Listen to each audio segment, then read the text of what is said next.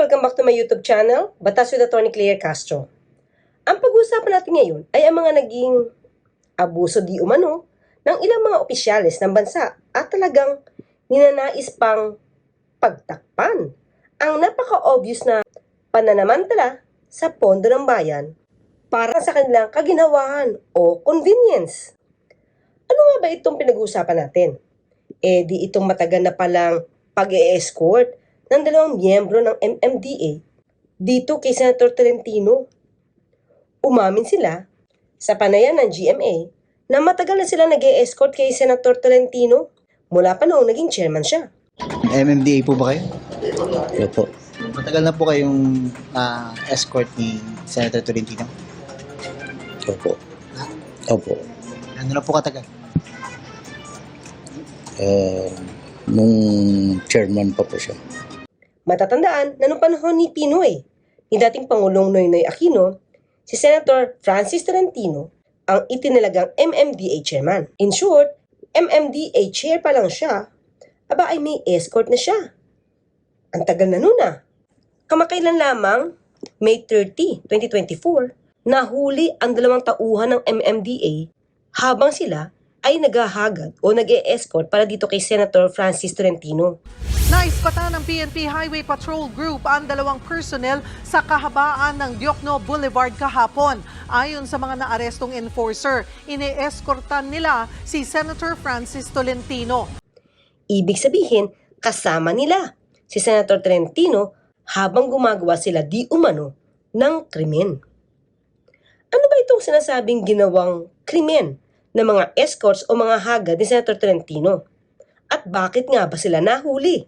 The Metro Manila Development Authority will investigate its personnel who escorted Senator Francis Tolentino using motorcycles with police insignia to determine whether they should also be administratively charged. According to the Highway Patrol Group, MMDA employees Teofilo Labsan Padilla and Jonathan Alames Pacle were arrested for illegally using the insignia of the Philippine National Police and the Master Rider's Badge as printed on stickers attached to their motorcycle's windscreen and saddle box. However, MMDA Acting Chief Don Artes notes that the agency's initial investigation showed that the motorcycles the personnel were using were already old and had been used by different MMDA officials. He points out that the insignias could have been installed by a different person. Ayon sa balita, hindi naman daw pinagbabawal ang pag-e-escort sa isang public official, kagaya nitong si Senator Tolentino. Ayon sa PNP, pwedeng mag-escort ang MMDA pero hindi sila pwedeng gumamit ng police markings dahil hindi naman sila pulis. Pero hindi ba nagpalabas na ng kautusan ng pagpo-pull out ng mga MMDA escorts mula sa ilang government officials noong pang July 2022?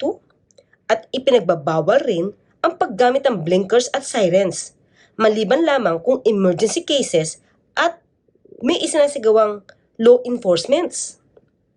So, ibig bang sabihin ay hindi natanggalan ng MMDA escorts itong si Senator Francis Tolentino? Sabi nga ng mga escorts na ito, noong MMDA chair pa lang si Senator Francis Tolentino, ay escorts na sila nito. Ano kaya nangyari nung naging private citizen itong si Senator Tolentino? Di ba hindi siya nanalo nung siya ay unang kumendidato sa pagkasenador? So, tanong natin, nakatalaga pa rin sa kanya kaya itong dalawang escorts na ito kahit noong siya hindi na public official? I-assume natin na pinayagan niya ng MMDA na magkaroon ng dalawang escorts ito si Senator Tolentino. Dahil yan naman ang sinasabi ni MMDA Chair Artes. So ang tanong natin, inalaw din ba ni MMDA Chair Artes na itong mga motor na ginagamit para sa pag-e-escort kay Senator Tolentino ay may mga stickers ng pulis? Ang naging problema lamang po, nakitaan daw po ng sticker ng pulis, yung pong mga motor na gamit po ng escort na pinahiram natin kay Senator Tolentino at that time. So masasabi ko po, syempre po hindi naman alam ni Senator Tolentino na yung ating pumapapadala doon na escort ay merong nakadikit na pulis doon sa motorsiklo. Parang kamukha nung ginawa nyo kay Senator Bong. Agad wala siyang kasalanan. Ganon din ang ginagawa nyo kay Senator Francis Tolentino. Wala agad kasalanan, samantala imposibleng hindi niya makita sa windshield. yung marka or sticker ng pulis. Hinihintay ko po yung formal na report ng HPG para maka-action po kami, maimbestigahan kung may dapat pananagutan yung aming tauhan. Pero sa initial po naming investigation kasi medyo luma na po itong motor na gamit ng dalawang escorts. So nakailang sali na po ito sa iba't ibang mga motorcycle riders na along the way siguro kasi may mga opisyalis kami dito sa MMDA na come and go na yung iba galing sa PNP. So baka along the way nadikitan po ito ng sticker ng police kaya po nalagyan ng ganon. Pero hindi na po namin ma-determine kung kailan exactly nalagay yung sticker na yan. At talagang pag-iisipan mo na ito ay miyembro ng PNP, HPG, at dahil dito sa mga stickers na ito na nakalagay sa kanilang windshields, ay iisipin mo talaga na yung mga escorts ay galing sa PNP, HPG. Ayon kay MMDA Chair Artes na malamang daw ay dati na itong nakadikit. Well, hinahanap natin ang patunay rito dahil ang nababasa ko pa lang ay ang DILG ang nag-donate ng mga bagong motorsiklo. Kahit nasabihin niya pa ang ibang motorsiklo ay galing sa PNP, hindi ba obligasyon niya bilang MMDA chair na i-check ang lahat ng mga motorsiklong gagamitin ng MMDA escorts? Hindi ba dapat ang nakalagay na sticker dyan ay MMDA at hindi PNP? Kayo na MMDA chair, obligasyon nyo na linisin ang lahat ng mga motorsiklo na ibinibigay sa inyo kung totoong ibinigay sa inyo yan. Ito, MMDA Chair Artes, ito po yung insignia ninyo. Ito po yung marka po ninyo. Hindi po yung salitang pulis. Isa pa po, MMDA Chair Artes. Hindi nyo ba nakita doon sa windshield ng motor ng inyong tauhan na escort? May sticker po ng Senate of the Philippines. Sino kaya ang nagbigay nito? So ibig sabihin, ito ay inilagay dahil escort siya kadalasan ng isang senador. Kaya huwag nyo sabihin hindi alam nung senador kung sino man yung kanilang ine-escortan na yung gamit nilang motor ay mayroong sticker na pulis sa kanilang windshields. Lumalabas tuloy dito, MMDA chair, na parang tinotolerate mo o nagiging kasabot ka sa ganitong gawain ng mga tauhan mo na hinahayaan na sa mga windshields nila ang nakalagay na stickers ay PNP o pulis. Maliwanag naman na sa windshield sila ay nakalagay na insignia ng PNP. So, ito talaga ay masasabing usurpation of authorities. Gumaganap pa sa iyong trabaho gamit ang marka ng ibang ahensya ang makakakita sa iyo. Tiyak na paghihinalaan ka o iisipin na ang mga gumagamit ng motorsiklong yun at ang sakay ng mga yun ay miyembro ng PNP, HPG. Hindi ba usurpation of authorities yun? At hindi rin ba illegal ang paggamit ng PNP insignia? Ang isa pang katanungan dito, sabi nyo nga, allowed na magkaroon ng dalawang escorts ang mga public officials. Para saan? Para makaiwas sa traffic? Pang araw-araw ba itong ginagamit ng mga public officials? At the expense of the taxpayers' money? Hindi naman si Senator Tolentino ang nagbabayad sa serbisyo nila, kundi ito ay nanggagaling sa buwis ng taong bayan. Dito sa balita, pinapakita na ang motorsiklo ay kumpleto sa blinker at siren. Pero taong 2022 ay pinagbabawal na yung gamitin. So ang tanong, ang lakad ba ni Senator Tolentino ay emergency o pang law enforcement para siya ay bigyan ng escorts? Hindi naman yata. Ayaw lang yata niya matraffic. Iyon na nga, noong gabi na yon, na may dalawang MMDA escorts itong si Senator Tolentino, nagbukas daw ng mahuli sila o ma-flag down sila ng HPG at pahintuin. Siguro wrong timing dahil nga nagpalabas ito si PNP chief na hindi nila inaalaw ang miyembro ng kapulisan para mag-escort o mag-moonlighting. Na ng mainit na usapin ng moonlighting sa Philippine National Police, nilinaw ni Internal Affairs Service o IAS Inspector General Attorney Brigado de Jesus Dulay na bawal ito sa kanilang hanay kahit pa naka-off duty o hindi oras ng kanilang trabaho. Sa panayam ng Responde sa radyo, iginit ni Dulay na may tuturing na napakalaking kasalanan sa taong bayan ang moonlighting, pagraket o paghahanap ng sideline o trabaho habang nasa serbisyo. Paliwanag ni Dulay, walang dahilan ng mga pulis para pumasok sa ganitong gawain dahil pinapasahuran sila ng maayos ng gobyerno. Kami, no? We are required to devote our time 100%. to the service of our agency. Yun. Hindi pwedeng mag-conflict yun. Buti pa ang PNP. Alam nila na dapat 100% na serbisyo ang ibibigay nila at hindi pwede mag-sideline o yung tinatawag na moonlighting. Eh paano kaya sa ibang institusyon? Allowed kaya silang mag-sideline at gumanap sa ibang trabaho na pagkakakitaan? Pero nung nahuli nga, ito si Senator Tolentino kasama ang 2 escorts, siya ay nagtanong kung pwede na ba siyang umalis. Definitely, pinayagan siya umalis. Pero naiwan yung 2 escorts dahil nga isinama at dinala sa HPG headquarters dito sa Camp Crame.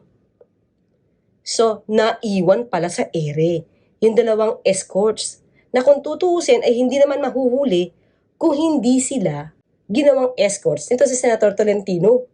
Ito naman si Senator Tolentino, ang tagal mo na pala mga escorts yung 2 na yan, mula pa nung ikaw ay MMDA chair. Wala ka bang pakialam sa gamit nilang motorsiklo? Imposible namang hindi mo makita yung nagmumura nilang stickers diyan sa kanilang windshield na nagpapalabas na sila ay miyembro ng PNP. Hinayaan mo lang ba? Kasi may pakinabang ka naman. At yon ay for free. At kahit labag na sa batas yung kanilang ginagawa, okay lang. Pero tandaan natin, si Senator Tolentino ay lawyer. So, hindi naman ito dapat lumagpas sa kanyang paningin. Siya pa nga dapat ang nagre-remind sa mga tao na sumunod ng batas dahil siya nga ay isang lawmaker. Bakit pa tayo gagawa ng isang batas o rules kung hindi naman din susundin at aabusuhin ng mga politiko? Pag ordinaryong tao, delikado. Pag politiko, ayos lang to. At ang hindi pa maganda, sa tingin ko, gina-justify pa ni Senator Tolentino yung paggamit ng stickers dun sa windshield ng kanyang mga escorts. Dahil wala naman daw batas na nagbabawal na maglagay ng stickers katulad nung sa PNP.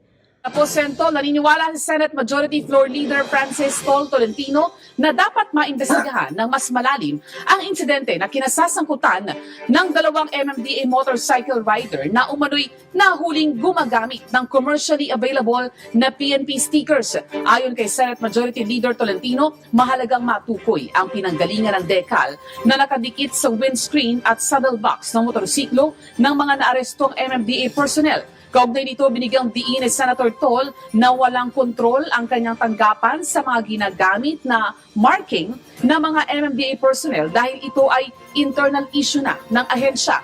Naniniwala rin ang senador na walang nalabag na batas ang kanyang mga escort dahil ang mga decal ay hindi naman nakakabit sa kanilang uniforme. Gayunman, inihayag ng mababatas na hiniling na niya sa MMDA na alisin ang lahat ng mga gamit na ng sticker kasama na ang mga international decal at tiyakin na nasusunod ang mga regulasyon ng ahensya. Kasabay nito, humingi si Senator Tol ng paumanhin sa mga kinaukulang ahensya, gayon din sa publiko na anyay sinisikap niyang pagsilbihan ng may integridad at transparency.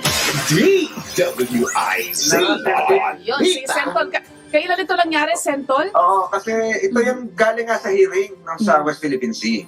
So, ang final nilang kaso, nakitaan daw ng sticker, usurpation of authority, Article 177. Ang usurpation of authority, pag nagpapanggap ka, panggap kang pulis. Hindi naman sila nagpanggap na pulis, MMDA po kami. Pangalawa, use of uniform and insignia sa Article 179. Hindi po sila naka-uniforme ng pulis. Yung sticker, nakadikit doon sa motor, hindi naman nakadikit doon sa damit. Kaya yung At hindi naman daw ito nakalagay sa kanilang mga uniforme. Aba, teka lang po, Senator Tolentino. Ang iyong mga escorts ay hindi magiging kompleto kung wala silang dalang motorsiklo. Hindi naman sila lalakad lang at aalalayan ka nang walang dalang motorsiklo. Kaya lumalabas na yung motorsiklo ay parte, di man nila sinusuot, pero parte ito ng kanilang mga equipment or gadget o vehicle para maisakatuparan nila ang kanilang obligasyon para mag-escort sa inyo. Kaya kung anumang bagay ang dala-dala nila kahit hindi ito nakasuot sa kanila, parte ito ng kanilang pagkatao bilang MMDA escort. Kaya wag niyo sabihin na porket nakalagay sa motorsiklo ang sticker, hindi na ito lumalabag sa batas dahil hindi naman nila suot-suot. Tandaan natin, Senator Tolentino, ang insignia is a mark, distinguishing mark.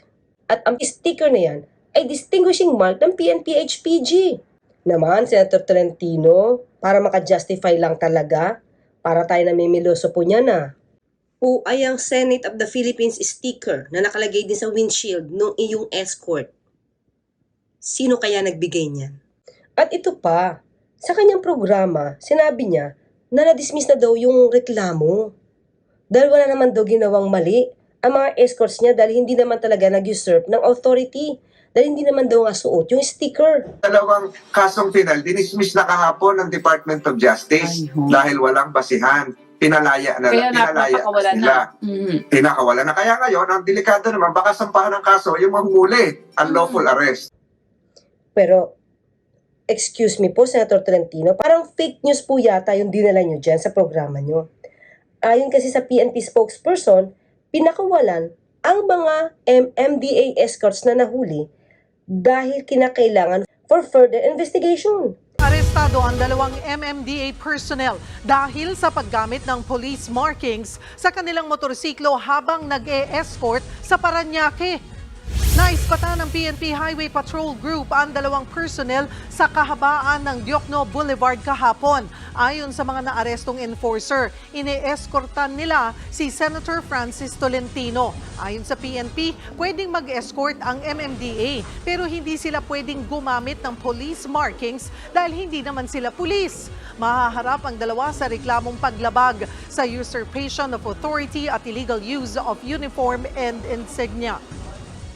To make it appear na sila ay connected po sa PNP to ika nga siguro para umiwas po sa huli, syempre as a matter of courtesy. Ayon kay Senator Tolentino na dati ring MMDA chairman, wala siyang control sa mga inilalagay na stickers sa sasakyan ng MMDA. Wala raw nalabag na batas dahil hindi naman nakadikit sa uniform ang mga sticker. Pinakawalan na rin daw ang inarestong personnel dahil sa kakulangan ng ebidensya. Nagsorry si Tolentino sa nangyari at inirekomenda sa MMDA na alisin ang anumang stickers bilang pagsunod sa regulasyon. Mga kapatid, Cheryl Cosim po, huwag maging huli at maging una sa lahat sa balitaan.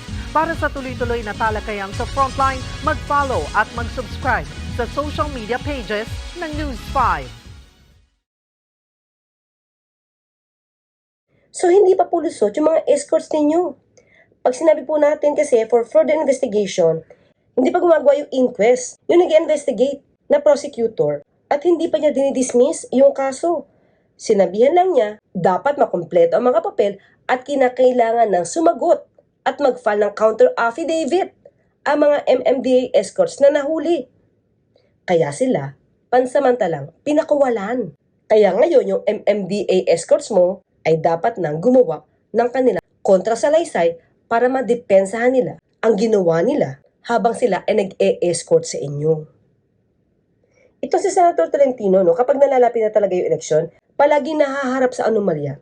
Remember, nung nagregalo siya at nagdala di umano ng mga sexy dancers kasabay ng isang political gathering sa Laguna? Ito yung regalo niya kay Laguna Representative Benjamin Agaraw Jr. Sexy girls talaga ang regalo, ha? Makikita niyo talaga kung anong klaseng tao ito si Senator Tolentino. Pagdating sa pagriregalo, may kapilyuhan kahit mukhang inosente ang pisikal na itsura. So, ang panawagan natin sa mga official natin, especially kayo mga lawmakers, kayo yung gumagawa ng batas. Hindi ba dapat kayo yung mga nangunguna na sumusunod sa batas? Hindi ba nakakahiya naman sa mga taong bayan na kayo pa yung nangungunang lumalabag sa batas? Ito maliwanag dito. Habang ikaw ay MMDA chair pa, marangal, matapat, disiplinado ako. O, nasa na ba ngayon yan? Mukhang nakalimutan na ba? Hanggang dyan na lang muna po tayo. Hanggang sa muli, magkita at magkarinigan tayo. Ako po sa Atty. Claire Castro, nagpapaalala, huwag tulugan ang inyong karapatan.